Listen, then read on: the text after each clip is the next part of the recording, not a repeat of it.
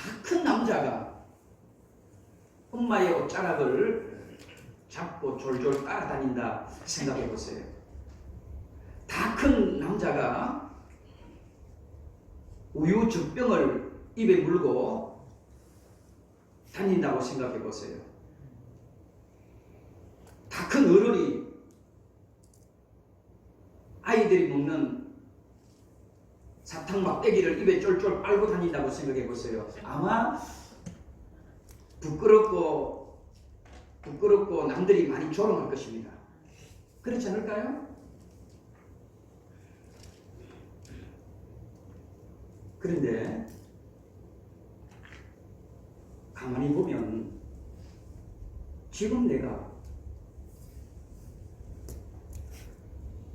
그런 모습과 그런 행동을 하고 있다는 것입니다. 어떤 면에서 신앙의 모습에서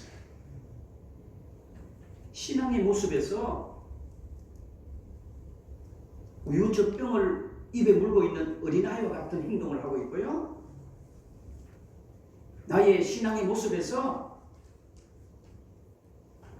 엄마의 치맛자락을 잡고 졸졸 따라다니는 그런 어린아이들과 같은 모습들이 나에게도 있다 이 말입니다.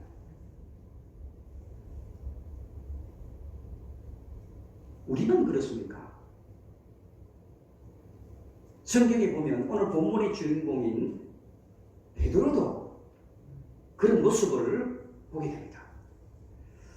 베드로가 어떤 사람입니까? 어떻게 보면 예수님의 12제자 가운데 가장 강한 사람입니다. 강한 성격을 갖고 있고요. 강한 성품을 갖고 있고 때로는 남에게 지는 것을 굉장히 싫어하는 그런 제자 가운데 한 사람이 바로 베드로입니다. 이 베드로의 삶을 보면 우리가 더 이해되어집니다. 바닷가 출신 아닙니까? 바닷가 출신이다 보니까 거센 풍랑과 바람을 잘 견디어내는 사람입니다. 또 칼을 잘 쓰는 사람이었습니다. 또 바닷가에 살다 보니까 자기도 모르게 성품이 거친 성품으로 다듬어지고 만들어진 사람이 바로 베드로였습니다. 전체를 한마디로 말하면 강한 자가 베드로입니다. 그런데 오늘 본문에 살짝 와서 보면요, 어린 계집 아이 말에 벌벌 떨고 있는 모습을 보게 됩니다. 여러분 상상이 되세요? 베드로가 어떤 사람입니까? 12제자의 대표적인 사람이고 맏형이고 삶에서도 남에게 지는 것을 가장 싫어했던 이 베드로가 오늘 본문에 와서는 어린아이 계집종의 말에 벌벌 떨고 눈치를 보고 있는 이 베드로의 모습을 보게 됩니다. 왜 그럴까요? 오늘 그 본문을 저와 여러분들이 살펴보려고 합니다. 오늘 설교 제목이 3일 저녁 예배 때는 제가 다르게 설교했습니다만은 오늘 본문의 제목은 명품 신앙과 짝퉁 신앙에 대해서 설교하려고 합니다. 먼저 한번 살짝 여러분들 스스로가 한번 살펴보세요. 예수님이 보실 때 나는 명품 그리스도인인가 아니면 짝퉁 그리스도인인가? 이걸 우리가 신앙생활하면서 반드시 스스로에게 날마다 질문하며 살아가야 될 질문이기도 합니다. 나는 짝퉁인가? 나는 명품인가? 이 말입니다. 베드로는요, 어떻게 보면 명품처럼 보여진 사람입니다. 예수님의 수지자였습니다. 항상 예수님을 따라다닌 사람이었습니다. 예수님의 오른쪽 사람이었습니다. 자기 자신을 볼 때는 명품인 줄 알았지만 하나님 보실 때는 짝퉁이었습니다.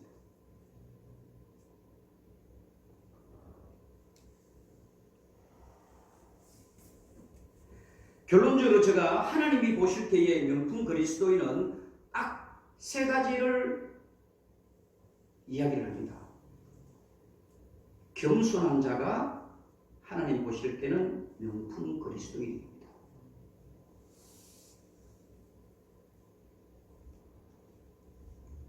하나님이 보실 때에 너가 명품인지 아니면 짝퉁인지를 분별하신다라면 첫 번째가 바로 겸손입니다. 겸손한 자가 하나님 보실 때는 가장 명품 그리스도인입니다. 두 번째는 어떤 사람이 명품일까요? 기도하는 자입니다. 하나님이 명품으로 인정하는 사람은 기도하는 자입니다. 마지막으로 하나님이 명품으로 인정하는 그리스도인들은 어떤 사람인가 하면 바로 회개하는 자입니다. 이 세 개를 우리는 가지고 삶을 살고 신앙생활할 때에 비로소 우리는 하나님이 보실 때에 명품이라고 인정하시는 겁니다. 이 시간 저와 여러분 한번 살짝 다시 한번 살펴보십시오. 나는 겸손한 자입니까? 아니면 나는 기도하는 자입니까? 아니면 회개하는 자입니까? 그런 모습들이 여러분들에게 잘 갖추어져 있다면 하나님 보실 때 분명히 여러분들은 명품이십니다. 먼저 여러분 명품이 되려면요, 제가 겸손함이라고 이야기했는데 겸손한 사람이 되려면 나의 연약한 부분을 고백해야 합니다. 나는 부족합니다라고 고백해야 합니다. 나는 할 수 없습니다라고 고백해야 합니다. 그렇게 강한 척하고, 여러분 베드로 잘 알지 않습니까? 내가 죽을지언정 예수님은 배신하지 않겠습니다. 자기의 생명을 걸고 예수님을 부인하지 않겠다라고 고백했던 사람이 이 베드로였습니다. 그런데 오늘 본문에 와서는 나는 예수님을 모른다고 말하고 있습니다. 그리고 오늘 본문에 보시면 예수님을 세 번이나 부인하고 있습니다. 나는 예수님을 모른다. 나는 예수님을 모른다. 나는 예수님을 모른다. 세 번을 부인하고 있습니다. 이 세 번을 부인했다는 것은 숫자의 세 번이 아닙니다. 끝까지 부인했다.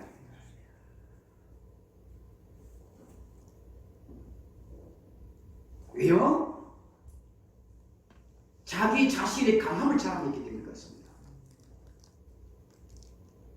내가 죽어도 예수님을 버리지 않겠습니다. 자기 자신을 드러냈기 때문에 그렇습니다. 진짜 명품은요, 나는 할 수 없습니다. 나는 부족합니다. 나는 연약합니다. 하나님이 도와주셔야 됩니다라고 이런 고백을 해야 그게 진짜 겸손한 자입니다. 바울이 디모데전서 1장에 이렇게 고백합니다. 주님, 저는 죄인 중에 괴수입니다. 하나님은 그래서 사도 바울을 명품으로 인정했습니다. 로마서 7장에도 사도 바울은 이렇게 고백합니다. 오라, 나는 곤고한 자로다. 이 사망의 몸에서 누가 나를 건져내랴. 이게 바로 명품 그리스도인들의 신앙 고백입니다. 저와 여러분들은 어떻습니까? 베드로와 같은 모습들이 우리 속에 얼마나 가득 차고 넘치고 있습니까?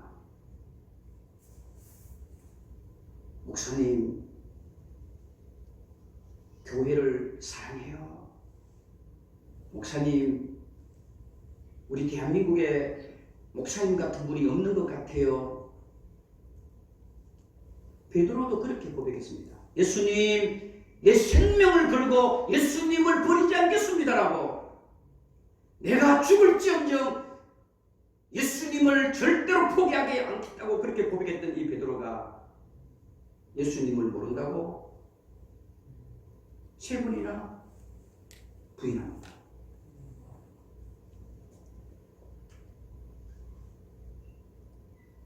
베드로는 지금 이 시간 우리들의 모습입니다. 큰 소리치고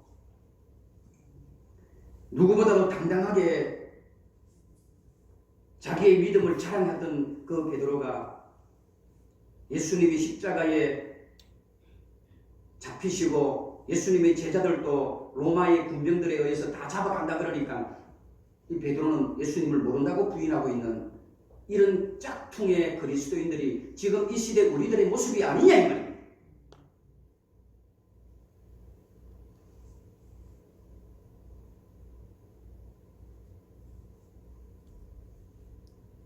사랑하는 선한 목자교회 이 시간 저와 여러분,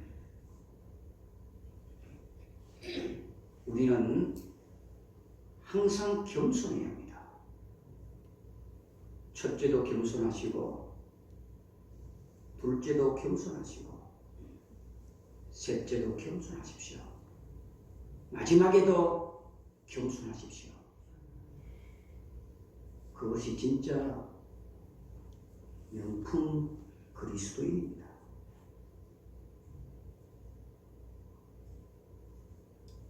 명품 그리스도인들은요, 자기의 연약함을 알기 때문에, 나의 부족함을 알기 때문에 시험이 오거나 어려움이 오고 고난이 오면 어떻게 해요? 기도합니다. 예배를 가까이 합니다. 하나님의 성전을 더 가까이 합니다. 왜? 나는 부족한 사람이기 때문에, 나는 연약한 사람이기 때문에. 그런데 반대로 어떻습니까? 짝퉁을 가진 그리스도인들은요, 고난이 오고 환난이 오고 시험이 오면 어때요? 기도를 안 해요. 예배를 안 드려요. 교회를 떠나요. 말씀을 안 읽어요. 그게 바로 짝퉁입니다, 여러분. 지금 한국교회의 모습이 그렇지 않습니까? 힘들면 어려울수록 기도하십시오. 여러분들에게 어려운 시험이 왔습니까? 하나님의 성전을 찾으세요. 눈물을 흘리세요. 하나님은 그런 자를 세워주시는 겁니다. 시험이 오면 베드로처럼 죽을지언정 예수님을 떠나지 않겠다고 고백했던 그 베드로가 예수님을 부인하는 것처럼 교회를 멀리하고 예배를 멀리하고 기도를 멀리하고 자기에게 받은 사명을 여러분 감추고 도망가려고 하는 이 베드로의 모습이 지금 이 시대 한국교회의 모습이고 지금 우리들의 모습입니다. 그게 바로 짝퉁입니다. 신앙은 말로 하는 게 아닙니다, 여러분. 말로는 누구나 다 못해요.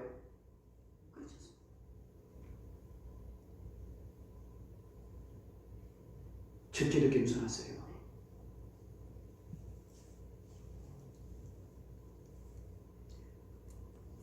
그리고요, 명품 그리스도인은요, 앞에 제가 말씀을 드린 것처럼 연약하기 때문에, 나는 깨어지기 싫기 때문에 항상 기도하는 거예요. 항상 기도해야 돼요. 오늘 베드로가 왜 예수님을 모른다고 3번 끝까지 부인한 줄 아십니까? 여러분 성경을 읽어보셨지 않습니까? 예수님이 십자가를 앞두고 겟세마네 동산에 땀이 핏방울이 되도록 기도했을 때에 이 베드로는 졸고 있었습니다. 잠자고 있었습니다. 그러니까 기도 안 하니까 여러분 예수님을 부인하고 기도를 안 하니까 시험 들고, 기도를 안 하니까 교회를 떠나고, 기도를 안 하니까 사명을 잃어버리는 겁니다. 그래서 예수님이 뭐라고 했습니까? 졸고 있는 그 3명의 제자, 그 가운데 베드로에게 깨어 기도하라 그랬어요. 지금 잠자지 말고 기도하라고 하셨습니다. 오늘 본문과 연결되어지는 말씀 아닙니까? 기도하지 않으니까 이렇게 시험 드는 거예요. 기도 안 하니까 여러분 이런 위기를 넘기지 못하는 겁니다.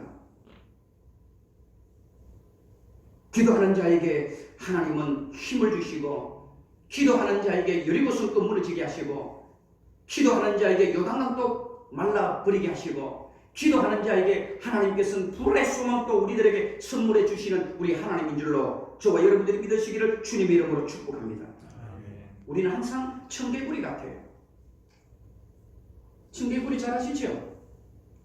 제가 어릴 때에 항상 이 청개구리 이야기를 좀 많이 들었어요.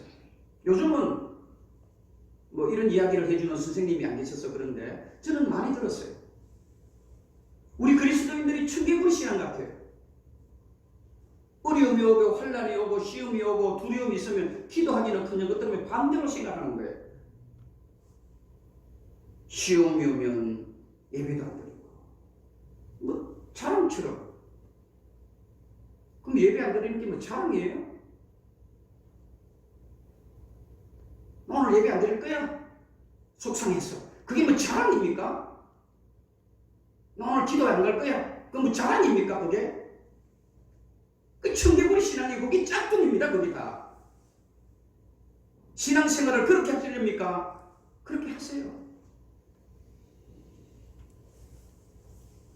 제 목회 철학과는 안 맞아요.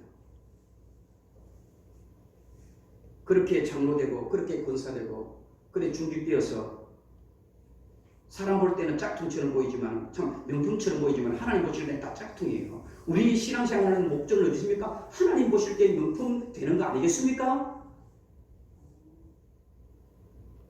사람 앞에 명품 되지 마세요. 하나님 앞에 명품 되어지기를 원합니다. 저는 우리 선한 목자 교회만큼이라도 그래야 합니다. 솔직히 울고 싶어요. 제가.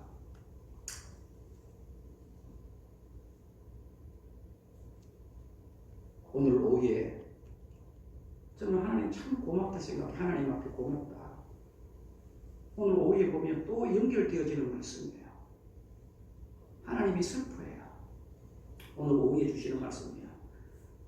사무엘이 너무너무 슬퍼해요. 누구 때문에? 사울 때문에. 사울이 여러분 누구 때문에 안수받았습니까? 사무엘을 통해 안수받았거든요.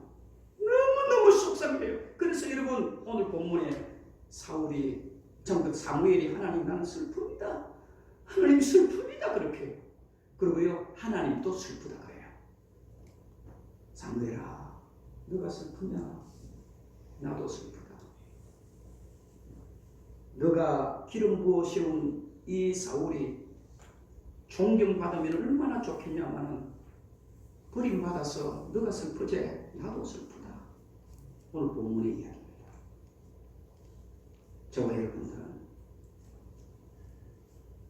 하나님 앞에 슬픈 자 되지 않기를 축복합니다. 그래서 하나님은 이 사울을 버리고 누구를 세웁니까? 이새의 아들 다윗을 왕으로 세웁니다.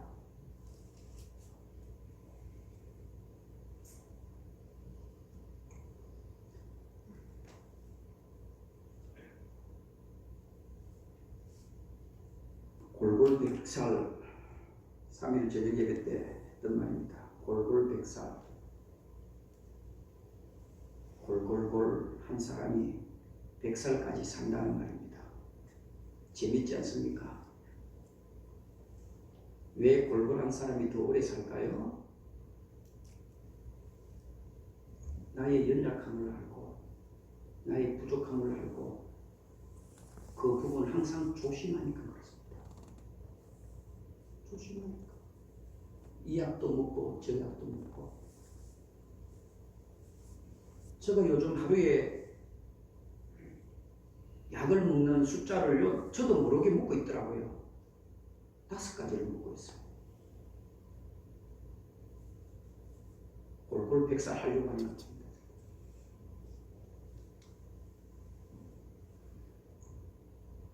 그런데요, 자기가 건강하다고 약 필요 없다고 하는 사람은요, 속에서 그 병이 자라고 있는 겁니다. 그래서 갑자기 죽어버린 겁니다. 우리 신앙도 마찬가지입니다. 내가 부족하고 내가 연약하기 때문에 연약한 부분을 채워야 되잖아요. 그게 바로 기도입니다. 그게 기도입니다.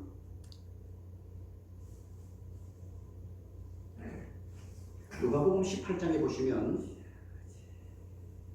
너무 쉽게 지금 우리들의 모습을 잘 드러내고 있는 말씀이 나오고 있습니다. 누가복음 18장에 보시면 두 사람이 기도하러 갑니다. 그 가운데 한 사람은 이렇게 기도합니다. 나는 하나님을 제일 잘 믿는다라고 그렇게 고백하고 있는 사람입니다. 그는 누구보다도 기도도 열심히 했다고 고백합니다.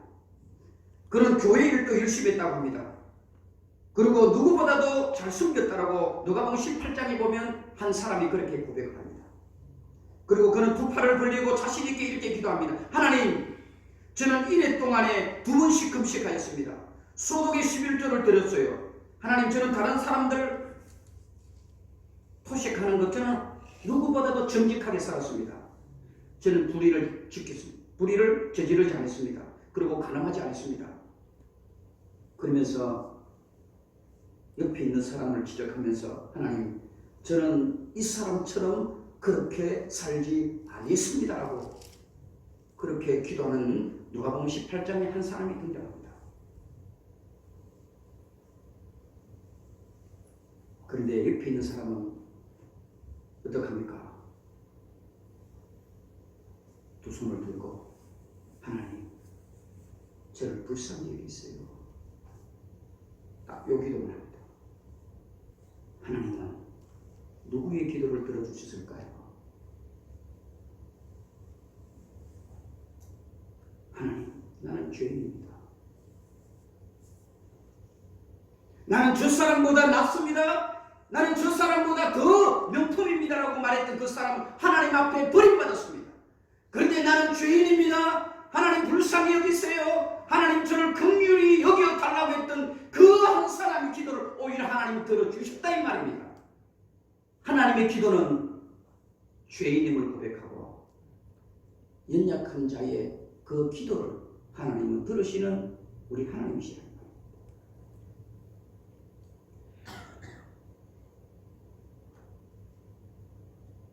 마지막으로 내가 짝퉁인가? 내가 명품인가? 한번 점검해 보시려면 바로 회개하는 믿음이 있어야 합니다. 회개하는, 저는 이게 가장 절정이라 생각해요. 회개 있는 그리스도인이 돼요. 오늘 본문의 마지막 절 여러분, 이것이 바로 베드로의 아름다운 모습입니다. 베드로에게서 가장 아름다운 모습은 뭡니까? 주는 그리스도시요 살아계신 하나님의 아들입니다라고 고백하는 것도, 고백했던 것도 아름다운 베드로의 모습이지만 저는요, 성경에 보면서 오늘 본문의 마지막 이 성경 구절이 베드로의 가장 클라이막스입니다. 하나님이 이 베드로를 크게 쓰신 모습은 여기 있습니다. 펑펑 우는 거예요. 우는 거예요. 회개하는 거예요. 하나님, 예수님 잘못했습니다. 우는 거잖아요. 우는 거는 회개하는 겁니다. 하나님은 베드로를 그렇게 쓰시는 거예요. 잘난 척하고 똑똑한 척하고 강한 척하고 최고인 척하지 마세요. 하나님이 쓰시는 사람은 회개하는 자입니다. 저와 여러분, 하루에 수십 번도 우리는 실수합니다. 수십 번이 어디 있습니까? 수백 번 실수하는 게 우리 인생 아닙니까? 하나님은 실수하지 말라라고 말하지 않습니다. 하나님은 너가 비록 실수하고 예수님을 부인하고 예수님을 모른다 할지라도 회개하는 자가 되어라. 회개하면 살리는 거예요. 72절에 여러분 다시 한번 보세요. 닭이 곧 두 번째 울더라. 이에 베드로가 예수께서 자기에게 하신 말씀 곧 닭이 두 번 울기 전에 너가 세 번 나를 부인하리라 하심이 뭐하오? 기록되어 그 일을 생각하고 울었더라. 회개하는 거예요. 회개하세요. 회개하는 말을 저와 여러분 듣기 싫지요? 아닙니다. 그게 명품입니다. 부끄러운 거 아닙니다. 예수님이 가장 좋아하는 건 뭘까요? 입에 발린 그런 말이 아닙니다. 하나님 잘못했습니다. 제가 실수했습니다. 나도 모르게 그렇게 했습니다. 하나님 용서해 주세요. 무릎을 꿇고 두 손 들고 회개하는 겁니다. 하나님은 회개하는 자를 지금도 찾고 계시는 거예요. 이 시대에 영적 타락은 어디 있습니까? 영적 타락은 어디 있습니까?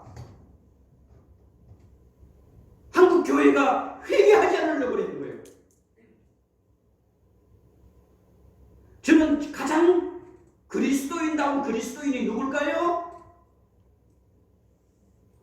하나님을 제일 잘 믿는 사람이 누굴까요? 회개하는 자입니다. 회개를 하면 하나님이 용서해 줄 줄 알기 때문에 하나님 신뢰하기 때문에 회개하는 겁니다. 하나님을 알면 고난도 축복이고 하나님을 제대로 알면 실패도 축복이 되는 겁니다. 아멘. 하나님을 제대로 알면요 회개하는 자입니다. 회개하면 다 용서하십니다. 그들먹거리지 마세요. 하나님 앞에. 하나님 앞에 잘난 척하지 마세요. 그렇게 잘났으면 세상에서도 좀 부자가 돼보세요. 매일 돈 빌리러 다니지 말고 사람 앞에서도 잘난 것 없으면서 하나님 앞에 우리가 잘난 척하는 것이 얼마나 추하고 부끄러운 일입니까? 하는 것마다 실패하고 하는 것보다 망하고 하는 것보다 안 되면서 하나님 앞에 뭐 강하다고 자랑하고 있습니까? 자랑할 거 있으면 좀 내놔보세요. 왜 그런 줄 아세요? 교만해서 그래요. 교만해서. 탕자 이야기 보세요. 아버지를 떠났습니다. 모든 재산을 다 탕진했습니다. 그런데 아버지를 어때요? 돌아온 그 탕자를 저는 탕자 이야기를 읽을 때마다 묵상할 때마다 너무너무 고맙고 감사해요. 왜? 목사님 저도 탕자였거든요.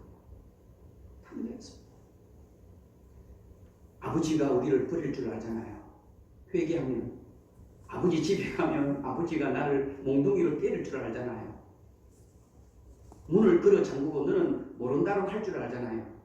우리 하나님은 그러지 않습니다. 제일 좋은 옷을 입혀줬습니다. 첫째가 질투할 만큼 회개하고 돌아오는 자입니다. 회개하고 돌아오는 그 아들에게 제일 좋은 신발을 신겼습니다. 회개하고 돌아오는 자에게 제일 좋은 음식을 먹였습니다. 회개하고 돌아오는 자에게 여러분 가락지를 끼워줬습니다. 하나님은 회개하는 자를 지금도 찾고 계시는 겁니다. 우리는 그래야 합니다.